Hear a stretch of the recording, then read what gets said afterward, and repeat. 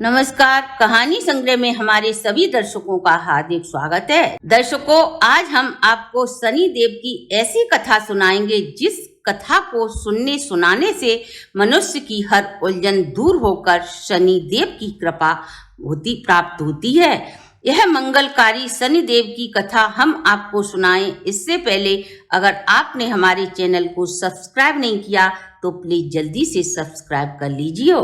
कहानी के अनुसार एक गांव में एक वेद पाठी ब्राह्मण रहता था। एक दिन वह ब्राह्मण पूजा पाठ करने जा रहा था, तभी उसे रास्ते में शनि देव मिले। ब्राह्मण ने शनि देव को प्रणाम किया और पूछा, हे देव महाराज, आज आप इतनी सुबह सुबह कहाँ जा रहे हो? ब्राह्मण के प्रेम पूर्वक पूछने पर शनि देव बोले, मैं राजा को लगने जा रहा हूँ। तब ब्राह्मण बोला, अगर राजा को लगोगे तो सारी प्रजा दुखी हो जाएगी और राज्य पर संकट आ जाएगा। हे शनि महाराज, आप प्रजा के हित के लिए राजा को छोड़ दो और मुझ पर लग जाओ। शनि देव बोले, कितने वर्ष का लगूं? तब ब्राह्मण देव बोले, हे महाराज, न आप 7 साल रहो, न 5 साल रहो और न 2.5 साल रहो, न 1.25 साल रहो। मेरी आपसे विनती है, आप 1.25 पहर के लिए मुझ पर सवार हो जाओ। ब्राह्मण देव की शनि ने प्रार्थना स्वीकार कर ली। तब ब्राह्मण देव जाकर नदी किनारे आसन लगाकर बैठ गया और पूजा पाठ करने लगा। जब उसने देखा कि नदी में 2 पिंड बहे जा रहे हैं, ब्राह्मण देव ने उन्हें निकाला और अपने पास रख लिए। तभी वहां ब्राह्मण का भेष धारण करके शनि देव पधारे और बोले, हे ब्राह्मण, देखने में तुम सत्कर्मी लगते हो। पूजा पाठ तुम्हारे लिए मिथ्या है। तुमने राजा के लड़कों के सिर को काट कर अपने पास रख लिया है और पूजा पाठ का ढोंग रच रहे हो। ब्राह्मण भेषधारी शनि के वचनों को सुनकर ब्राह्मण बोला, ये बात किसी को मत बताना। मुझ पर शनि देव की दशा चल रही है, इसलिए मेरे साथ ऐसा हो रहा है। ब्राह्मण की बात को सुनकर शनि देव वहां से चले गए। रास्ते में शनि देव ने एक व्यक्ति से कहा, फिर दूसरे से, फिर तीसरे से। इस तरह शीघ्र ही यह बात सारे नगर में फैल गई। राजा बोला, ऐसे पाखंडी ब्राह्मण को तुरंत ही सूली पर लाकर चढ़ा दिया जाए। सूली सोने की बनवाई गई, वो भी टूट गई। फिर चांदी की बनवाई गई, वो भी टूट गई। फिर लोहे की बनवाई, वो भी टूट गई। तांबे की बनवाई, वो भी टूट गई। जो भी सूली ब्राह्मण देव को लटकाने के लिए बनवाई गई, सभी भगवान की कृपा से टूट गई। इस तरह शनि देव का ब्राह्मण के ऊपर लगी 1.25 पहर की दशा भी समाप्त हो गई। इतने में ही राजा के लड़के खेलते खेलते घर आए। रानी बोली, महाराज, कहीं ब्राह्मण को सूली पर न चढ़ा दिया गया हो।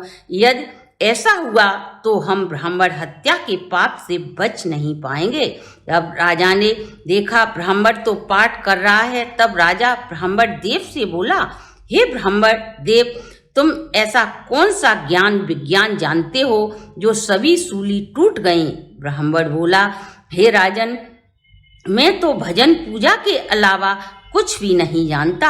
आप मुझे रास्ते में शनि देव मिले थे।